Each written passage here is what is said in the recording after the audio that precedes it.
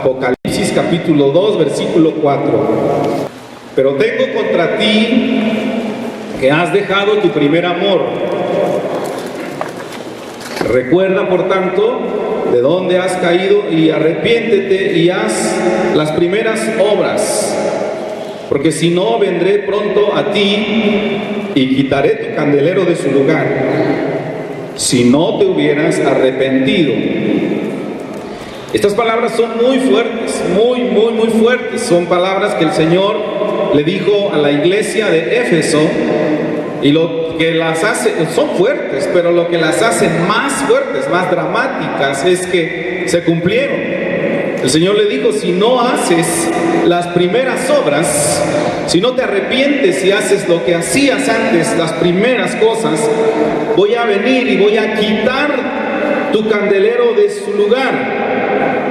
Y cuando revisa uno la historia, si usted entra a la internet y pone la palabra Éfeso o iglesia de Éfeso, usted va a encontrar la historia que rodeó esa ciudad. Éfeso estaba justo donde hoy está Turquía. Es increíble. Entonces, cuando uno piensa, ¿quién es Turquía? Turquía es una de las naciones islámicas más tremendas. Entonces tiene uno que pensar, esta iglesia de Éfeso literalmente desapareció. Y la razón por la que desapareció es porque dijo el Señor: si no te arrepientes, si no revisas de dónde has caído y vuelves a las primeras cosas, voy a quitar el candelero de su lugar.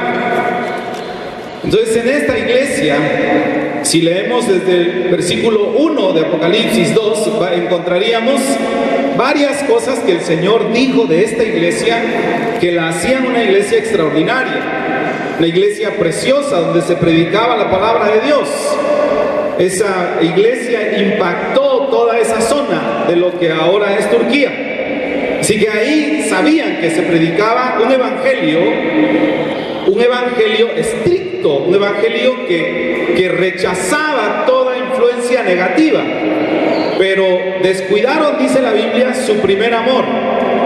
Y entonces ahora, en el lugar donde estaba este templo, debe existir algún lugar donde les llaman las ruinas de Éfeso, pero no hay casi nada que pueda señalar la existencia de la iglesia en ese lugar. ¿Qué pasó? Lo dice el Señor. Lo que pasó fue que la iglesia perdió su primer amor. Y por eso quisiera que esta mañana nosotros nos tomemos un tiempo para pensar en eso, para hacer un análisis espiritual. Todos nosotros necesitamos un tiempecito para pensar en eso. Y las definiciones, la gran mayoría de los que son pedagogos saben que las definiciones entran por dos vías. Una, por una definición positiva, es decir, cuando definimos lo que es, entonces uno puede apreciar bastante de ello, pero también cuando definimos lo que no es lo que queremos. Y entonces parece ser que captamos un poco más, increíble, pero decir lo negativo puede traer más luz. Así que diríamos entonces, ¿qué no es el primer amor? El primer amor no es algo que se refiere a una medida temporal, no es algo que tiene que ver con el tiempo. El amor puede pasar mucho tiempo, el amor verdadero puede pasar años y cambiar, transformarse, pero no menguar. Entonces, probablemente una ilustración correcta sería el matrimonio. El matrimonio se hace entre dos personas que pasan una primera etapa que se llama enamoramiento. Por eso los especialistas recomiendan que los jóvenes se casen luego que están enamorados. Usted quizás sea la excepción, pero la gran mayoría de personas necesitan casarse en un promedio de tiempo entre año y medio, 2 años, 2 años y medio, quizás luego de noviar, porque están muy enamorados, están pasando por esta etapa en la que sus emociones juegan un papel muy decisivo. Si pasa el tiempo, las cosas pueden cambiar. enamoramiento nos capacita para tomar decisiones que no haríamos de otra manera, como por ejemplo casarnos. Es decir, me voy a casar y ¿qué tiene? Pues muchas ganas de casarse, pero no tiene nada, no tiene una casa, no tiene un trabajo sólido, no tiene nada de eso. Si deja que el tiempo pase y ya usted pasa 10 años de noviazgo sin entrar en una relación de compromiso, es muy probable que se vuelva demasiado analítico. Por eso vemos a los jóvenes mayores de 30 y tantos, dicen, no me puedo casar, los tamales salen caros, el agua de horchata usa mucho arroz, y si les damos de la llave, ya todo es analítico, todo es frío. Entonces el enamoramiento es bueno, nos impulsa a casarnos y nuestros sentimientos, les decía, están jugando un papel importantísimo en nuestro ser. Pero pasa el tiempo y este enamoramiento se va. Pero no se desaparece la relación del matrimonio, sino que pasamos a una etapa de un amor más apegado, un amor que es mucho más tolerante. Pero el matrimonio es así y poco a poco va cambiando. Las mariposas del estómago ya son diferentes. Si la novia nos escribía una carta cuando teníamos recién unos meses de enamorados, era una emoción increíble abrir esa carta. Hoy le manda esa carta y usted la pone un rato allá y dice, déjeme tomo mi café, ahorita la abro para ver qué dice. No es que no le quiere, es que su amor es más profundo, es un amor más comprometido. Ahora obviamente eso tendría que sí considerar ciertas excepciones, porque podría haber alguien aquí que esté pensando, oye, yo no vivo con un ser humano entonces, porque no es así. Pero estamos hablando de las generalidades. Las personas, la mayoría de las personas entramos en un amor muy tierno, muy profundo, muy sólido. Entonces a eso se refiere la palabra de Dios. Si una persona ya no siente tanta emoción por Cristo como al principio, no siente las mismas cosas, es normal. Voy a esperar que baje. Estamos hablando que ya no están tan involucrados nuestros sentimientos. Cuando recién venimos a Cristo, ante cualquier cosita, pronto las lágrimas salían en nuestros ojos y la gente podía saber que usted amaba a Cristo de esa manera, pero va cambiando. Ahora, no quiere decir, como decía, que no lo ame, sino que no es un asunto que tiene que ver con el tiempo. El primer amor para Cristo Jesús no se acaba al primer año. El primer amor es un amor entonces que no tiene que ver con el tiempo, tiene que ver con las prioridades. Tiene que ver con que Jesús sea primer lugar en mi vida. Que Jesús sea el mejor amor de mi vida. Si regresáramos, por ejemplo, a la analogía del matrimonio, pensemos, por ejemplo, en una pareja y uno de ellos de repente ha permitido, y verá usted que muchos callos serían pisados en este caso, de repente ha permitido que la televisión, que los amigos, que el trabajo, que el dinero o los afanes que dice Mateo capítulo 6 ocupen un lugar prioritario en lugar de su persona, de su pareja. No le hace caso a esa pareja, le dice que le ama, que no puede vivir sin él o ella, que es lo más importante que le ha pasado en su vida. Pero si ese pequeño detalle, estar parado frente a una disyuntiva de tomar una decisión que arroje como resultado que hay algo, cualquier cosa, pensemos en los hombres, hay una final de fútbol que queremos ver o a la que queremos asistir, y entonces nuestra pareja pasa a un segundo lugar. nuestra familia pasa a un segundo lugar. Esto mismo pasa con Cristo Jesús. El amor que nosotros debemos tener hacia nuestro Señor tiene que ser sumamente prioritario, tiene que ser el mejor amor, y no puede o no debe ser reemplazado por nada, ni siquiera el servicio a Él.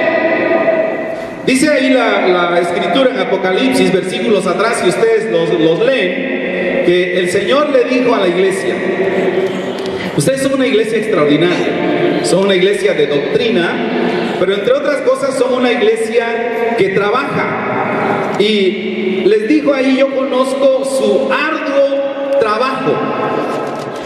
El diccionario griego interlineal dice ahí que lo que debería decir, cuando el Señor dice yo conozco su arduo trabajo, está haciendo referencia a algo que nos hace sudar, a algo que nos deja exhaustos, a algo que demanda toda nuestra energía y toda nuestra concentración mental.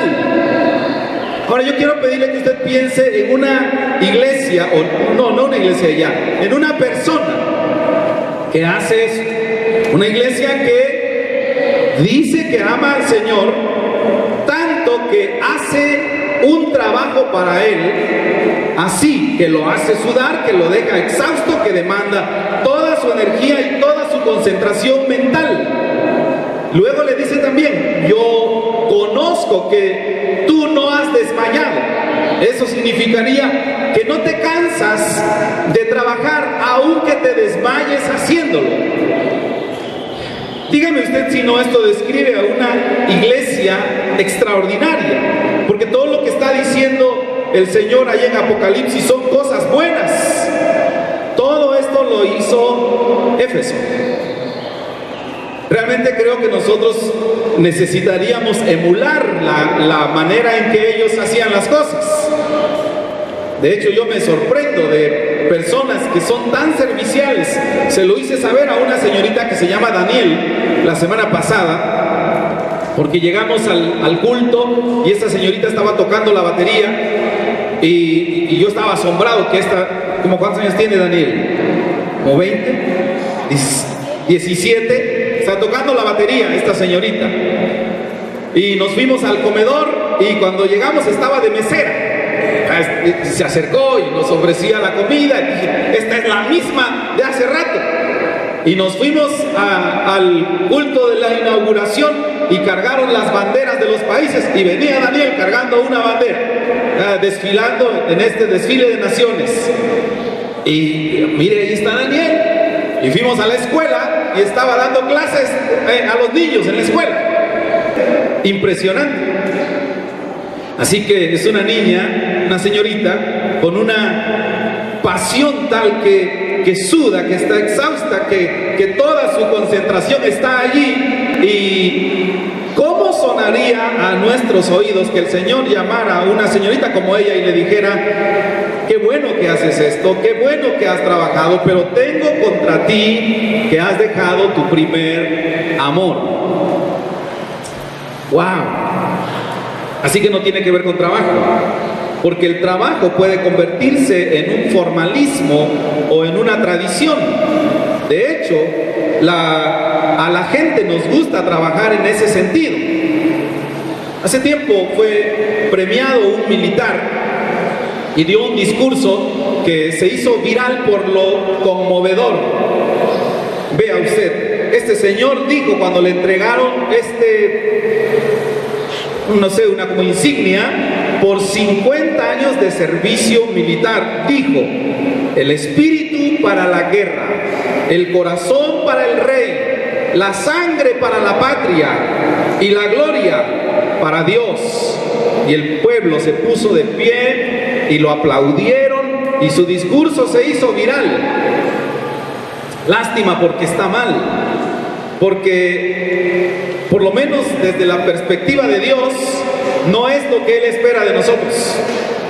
El Señor no está esperando de nosotros una fracción, que si acaso tomamos en cuenta el discurso de este señor, de un 25%. Habla de espíritu, corazón, sangre y gloria. El Señor no desea ese 25%. Dice la Escritura en Mateo capítulo 22, versículo 37. El Señor dijo: amarás al Señor tu Dios con ¿cuánto del corazón? Todo. ¿Con cuánto del alma? Todo otra vez.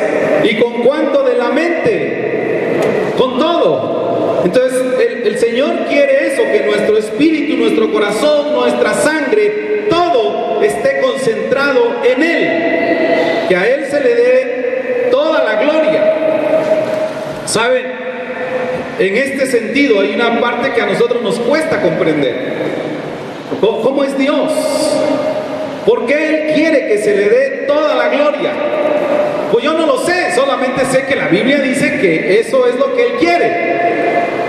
Y entonces, como Él dice que no compartirá su gloria con nada, esto incluye aún las actividades de la iglesia. La iglesia hace las cosas conforme a lo que la Biblia dicta, la mayoría de las cosas. Son muy pocas cosas que la iglesia hace que la Biblia no dicta.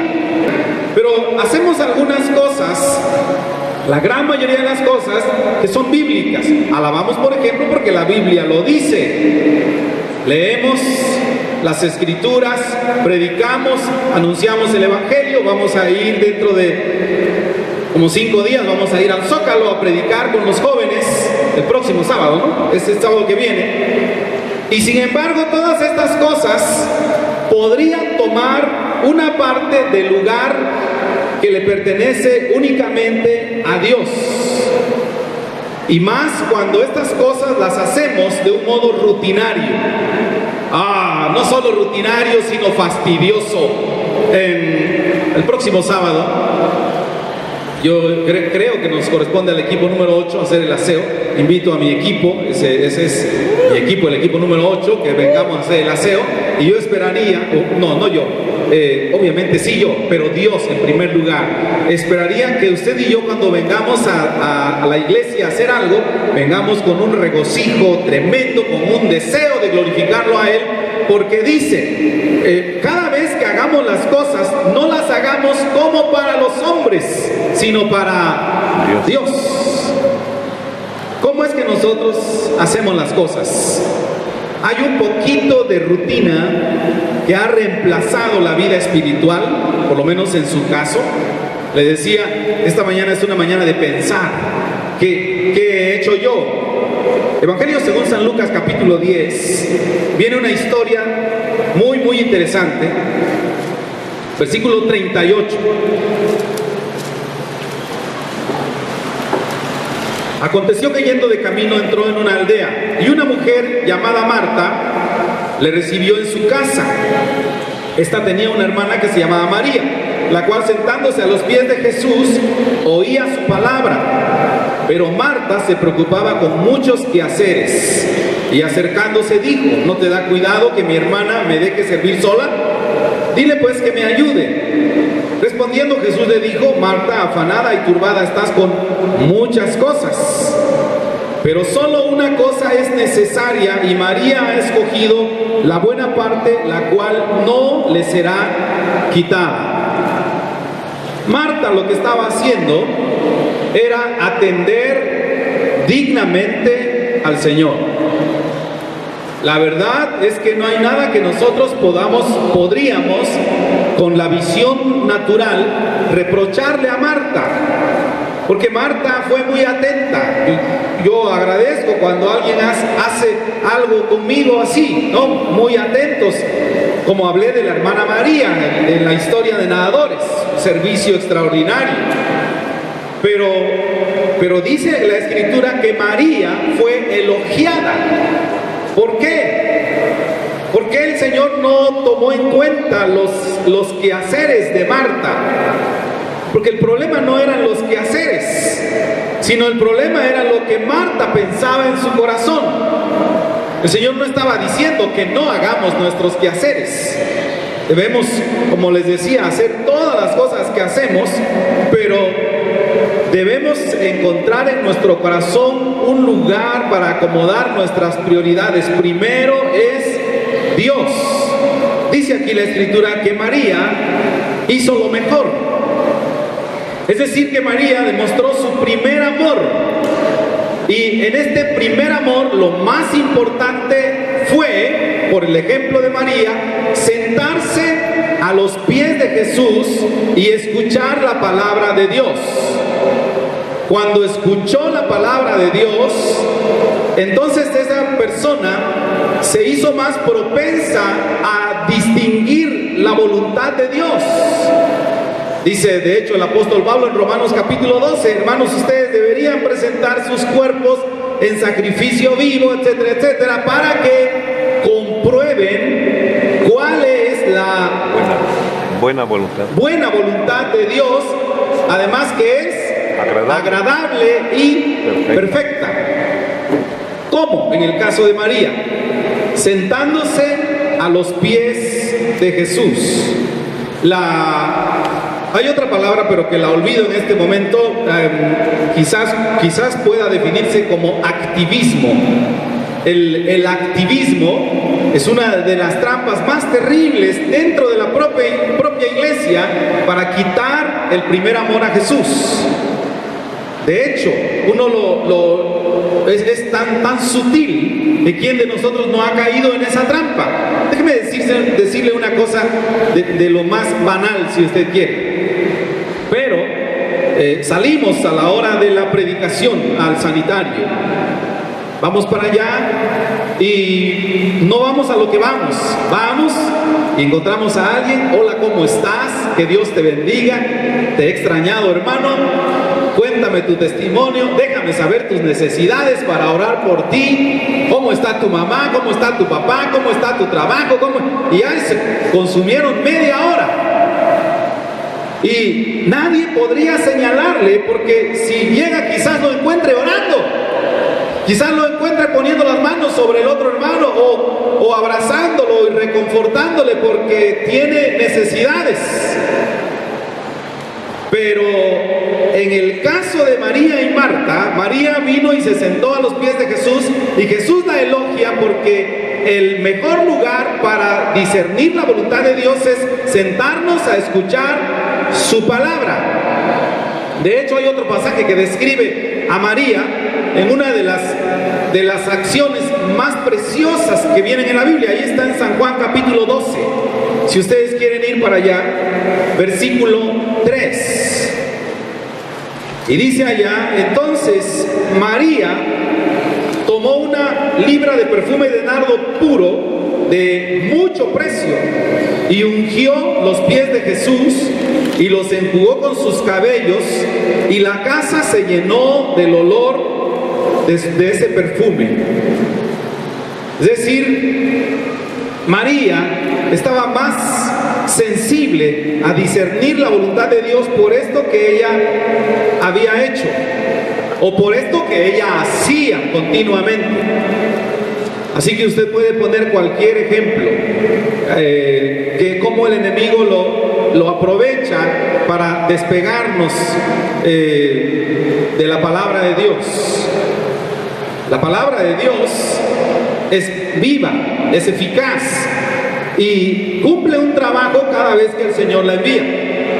Cada vez que yo tengo una actividad que la bloquea, obviamente estoy dejando de lado mi primer amor por Cristo Jesús.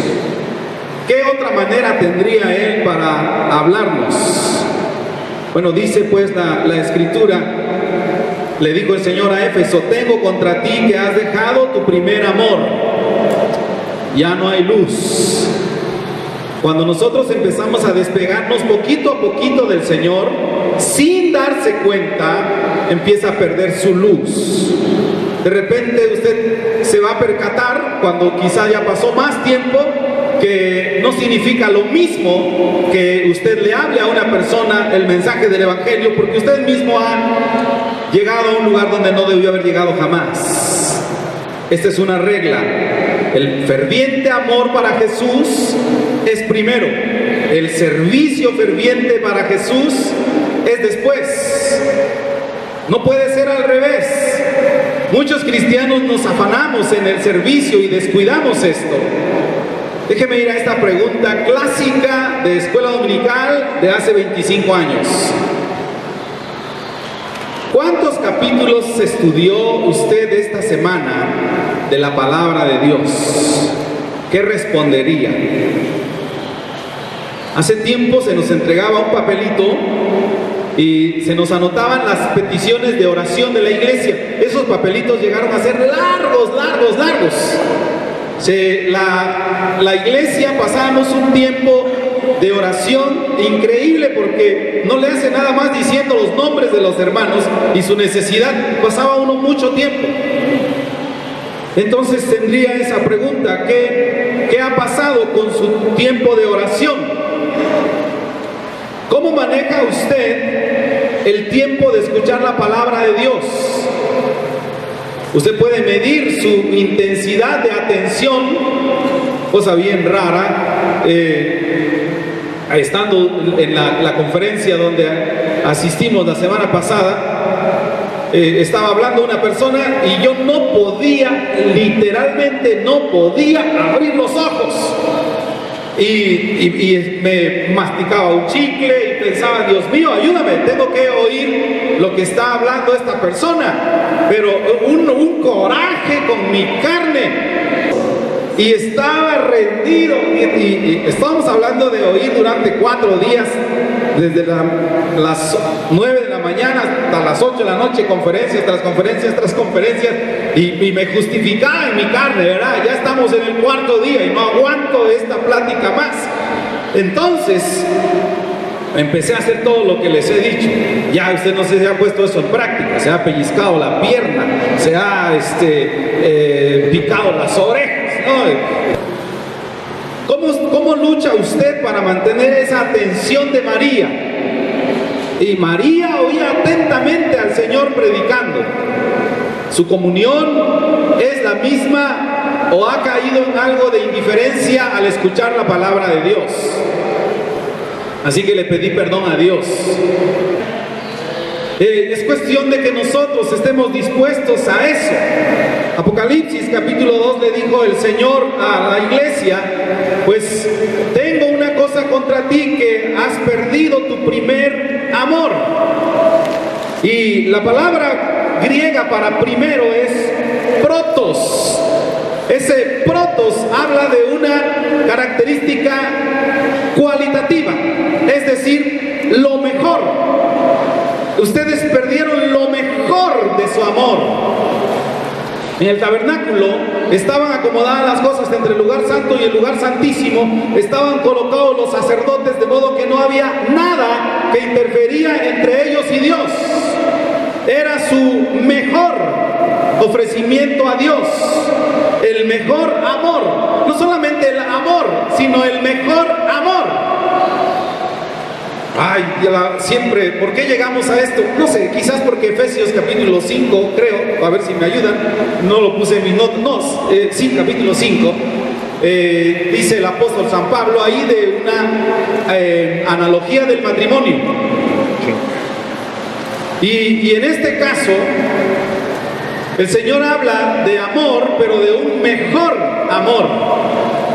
Nosotros podemos hablar en el matrimonio de un amor que a lo mejor se refiere nada más a la provisión del sustento, y los hijos que están aquí saben que les gustaría más tener un papá que los ame de verdad a un papá que traiga la quincena completa. Entonces esto es un primer amor, es un mejor amor. Lucas capítulo 15, versículo 22 habla también de esto y se refiere a cuando el hijo pródigo se fue, desperdició lo que le dieron, volvió a su casa y su papá dijo: saquen para él el mejor vestido. Ahí también está utilizada la palabra protos, lo mejor que tengas. Hay ojalá hubiera, más bien diría yo, una especie de báscula o alguna cosa que pueda calificar el amor que nosotros tenemos, para saber cuando usted abraza a este niño chiquitito. Hablo de los papás y otra vez de esta analogía que nos ayuda mucho porque así lo dispuso Dios, que usted abraza a este bebé y siente por ese bebé tanto cariño, tanto amor, que usted dice, antes me matan que alguien toque a este niño. Ok, ese es un buen amor, pero comparado con Cristo tendría que ser un segundo amor. Dijo el Señor: si alguno de ustedes ama a su papá o a su mamá o a su hijo o a su hija más que a mí, no es digno de mí. Hasta entonces probablemente les decía por qué el Señor puso esto en Efesios, y cuando nos da varias lecciones dice: mas yo digo esto respecto de Cristo y de su iglesia, porque sabía que lo íbamos a captar mejor. Hace tiempo tuvimos no sé si era mamá o papá, ustedes se acordarán, que llegaba a dejar a su niño a la escuela, y cuando se asomaron por la puerta, ahí estaba la mamá parada en la puerta esperando que el niño saliera. Las 8, las 9, las 10, las 11, las 12, la 1, las 2, ahí estaba la señora. Y obviamente habrá quien la mira y diga: ¡qué amor tan grande! No me voy a mover de aquí hasta que salga mi hijo. ¿Se imagina usted que dice aquí la Escritura que si alguien ama a papá, mamá, hijo o hija o hermano más que al Señor, no es digno de él? Entonces, ¿cómo nos imaginaríamos una oración de parte de esa mujer, si fuera cristiana, que creo que no lo es, pero no sé, cómo nos la imaginaríamos? ¿Se acuerda usted que en el libro del Génesis está descrita la historia de Jacob peleó con el ángel? Y dice la Escritura que peleó ¿cuánto tiempo? Toda la noche. ¿Cuánto tiempo? Toda la noche. Toda la noche hasta que rayaba el alba. Y entonces el ángel le dijo: déjame. Y ahí las palabras que conocemos: no te dejaré si no me bendices. ¿Se imagina usted un tiempo así con Dios? De un mejor amor, algo que fuera tan extraordinario que nada nos pueda mover.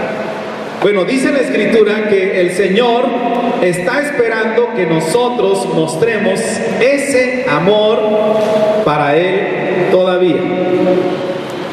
No es que el Señor esté esperando de nosotros las mismas emociones del principio, aunque no significa necesariamente que sean malas.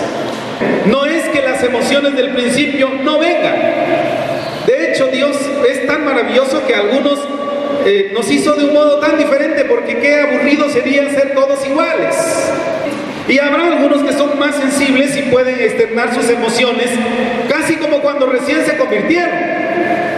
Pero las lágrimas que podríamos demostrar como cuando recién nos convertimos 20 o 30 años después, realmente no ilustran nuestro primer amor por Cristo. Lo que ilustra nuestro primer amor por Cristo es, comparado con todos los amores que tenemos, el mejor es para Dios. Así que usted quizás piense como yo. Nosotros tenemos a nuestros hijos y pensamos en ellos y quisiéramos proveer para ellos de lo mejor. Quisiéramos que nadie los toque, que nunca alguien les haga daño. Ese es un amor muy grande. Pronto ojalá pudiéramos tener dónde medir y encontrar, hay todavía una medida extra de amor que yo puedo dar por Cristo, porque para Él tiene que ser lo mejor. Alguien dijo que lo bueno es enemigo de lo mejor, y en parte lo es, en parte es cierto. Nosotros como hijos de Dios hacemos muchas cosas que glorifican a Dios, y algunas cosas son excelentes, pero la pregunta ¿es lo mejor?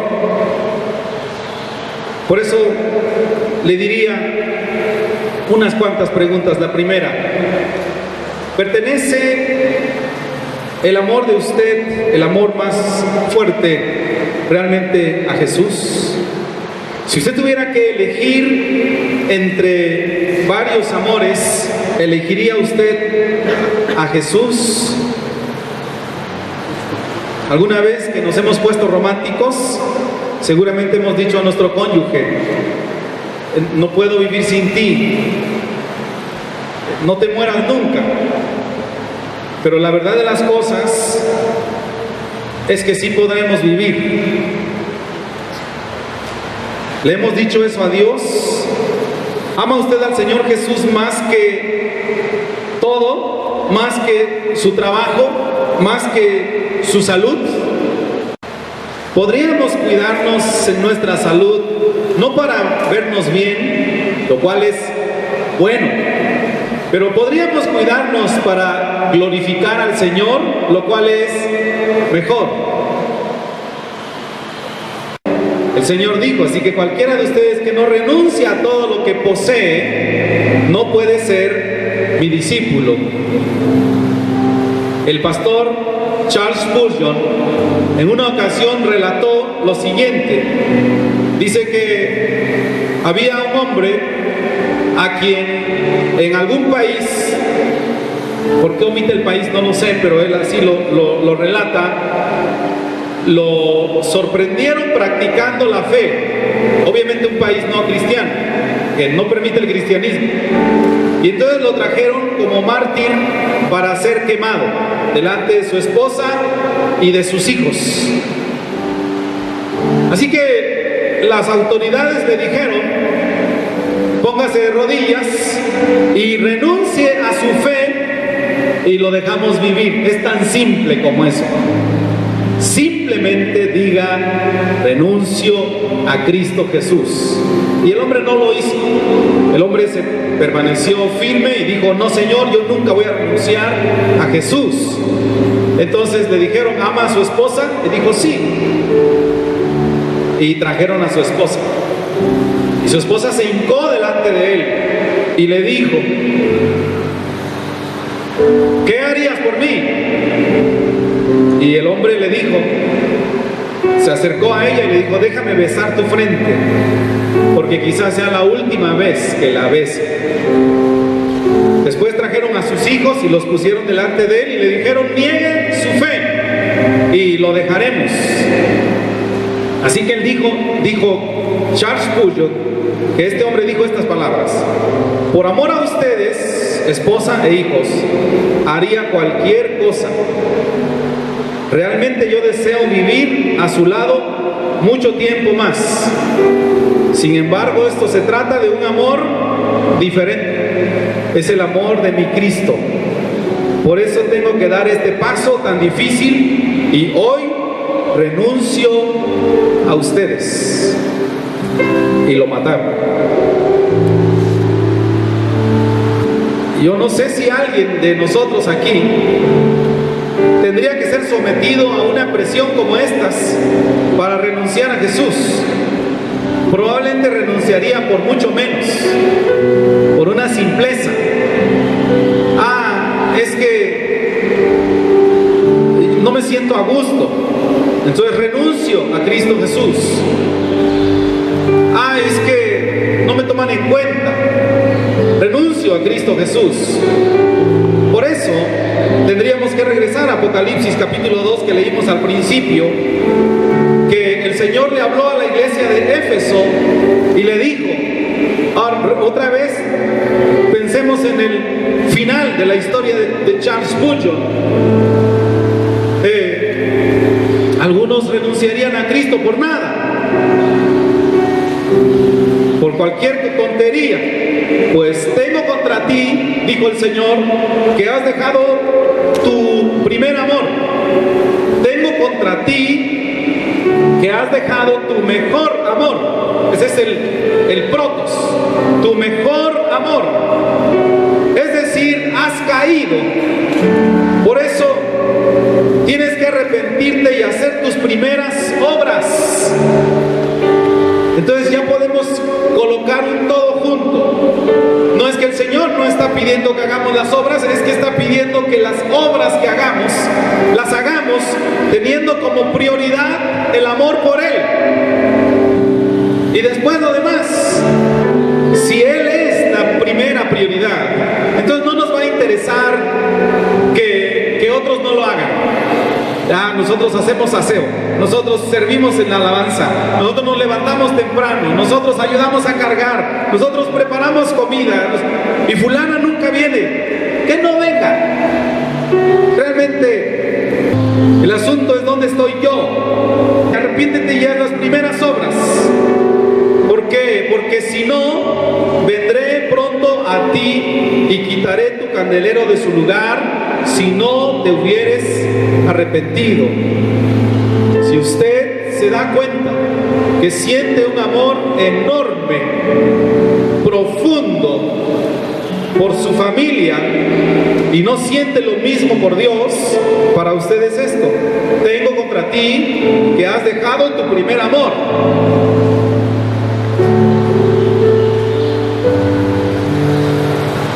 ¿Sabe usted una historia que viene muy a propósito de esto? Olivia, la chica que murió hace un rato, nunca se casó. Fue al seminario, graduó, sirvió al Señor. Que Dios nos permita terminar nuestra carrera de la misma manera. No le hace a dónde fue usted ahora ya, no le hace qué pasó, dijo el Señor. Arrepiéntete y haz las primeras obras para que no quite tu candelero de su lugar. Incline su rostro, por favor. Vamos a orar.